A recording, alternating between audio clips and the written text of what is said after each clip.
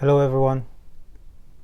I'm here back again for yet another unboxing. This time for probably one of the coolest lenses in the Nikon Z lineup, the 50mm f1.2 S lens. Okay, let's go right to it. But before anything else, just like always, this is not a sponsored video. I bought this with my own good old American credit card. Yeah, so nothing here that I would say that is dictated by anyone or what have you. Anyway, I'm gonna try to be able to show you as much as I could in a given, the camera viewpoint that I could afford right now, because my desk is very messy and I don't want to show everyone what my desk looks like, but hopefully this will do. All right, so what's in this? Like always, there's this, I guess, this pouch that will never be used, and then what?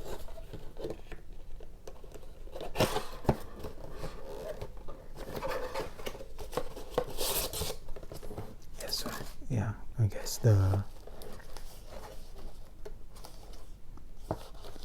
view is not wide enough to be able to show you everything, but hey, so warranty and manuals, and then not much else in there.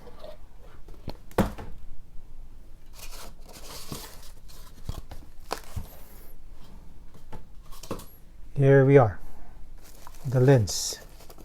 Oh, it's a bit heavy,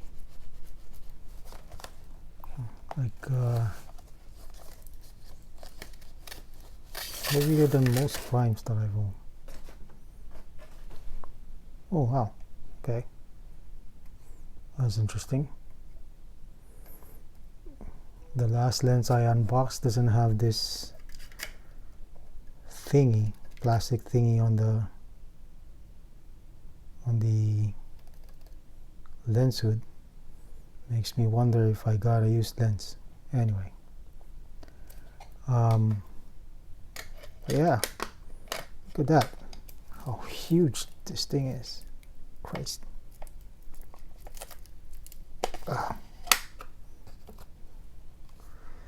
Okay, so where is it made? Made in Thailand. All right. Hey, like I said,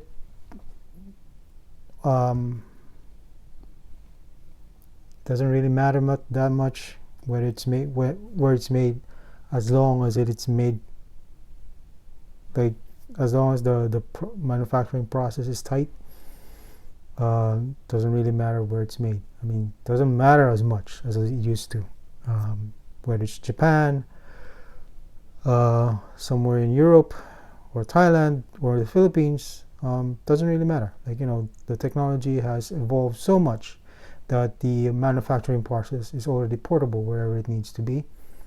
And I mean, Vietnam or Thailand, we all know why manufacturers are moving to these new areas, to these countries. So, but we're not going to talk about that. We're going to talk about this lens.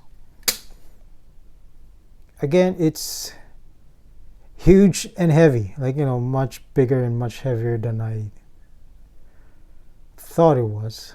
Much bigger and heavier than it seems to be in the picture. Now I'm beginning to wonder how much larger or heavier the Nikkor is going to be. Now, mind you, I'm not really like, you know, I know I have like small Donald Trump hands, and like, you know, you can probably tell from even not seeing me on the video that I'm not a very huge guy. And I've owned a few share of my own, like, you know, huge primes, including the 200 f2, like, you know, the humongous one. But this still surprised me about like how huge and heavy it is.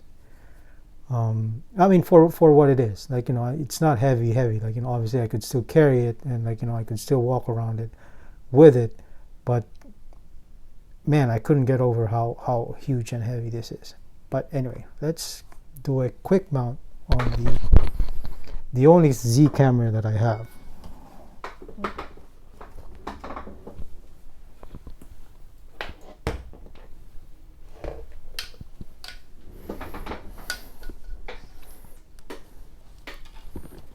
God, maybe I should have had like a wider view of this unboxing, but anyway, we'll fix that in a later video.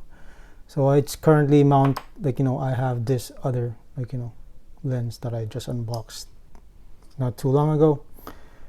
I'm still testing this, so we're gonna have to wait a little bit on the video on this one. But anyway, let's just remove this and put on what? Christ, oh my God, I hope my desk doesn't collapse with the weight of these two lenses. Oh, okay, that's a surprise. So you can see from there that the lens element is actually like, whoa. So I guess one needs to be careful about handling this thing. See, usually there's a hole. Before I mount this, let me just put this aside. Like this one, for example, right? Like the for the 70 to 200 and a lot of other lenses, you have the rear element, right? So somewhat recessed far down from the lens mount, which is, you know, which is good. So there's no chance of like scratching the rear element as you mount the lens. But this one, holy, like the lens element is right there. So one needs to be really careful about mounting this on the camera. Otherwise you have a pretty much a $2,000 doorstop. But wow, okay, look at that. Huge. This is still the original Z6.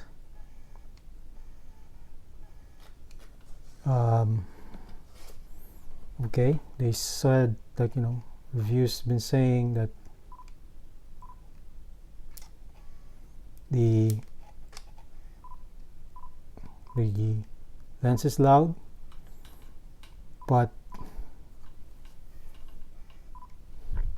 that whirring sound is not as bad as I thought it would be. It's still way better than the sound of the lenses, like the F lenses. Yeah, you can hear that. See? Not as bad. But I can see why. But I guess I can see why, because this could still be a problem with video. Like if you use autofocus on video. But fortunately for me, I don't really care that much about video. I usually buy these things for stills photography. I'm not really into video. See, I'm recording this on an iPhone, which goes to tell you how much I invest on any video equipment. Anyway, just like all the other lenses, put this through its paces and give my overall thoughts about it. You can probably, I'll update the description below on the, so you could see the flicker album of, like, you know, full-size shots using this lens on the Nikon Z6. All right, until next time.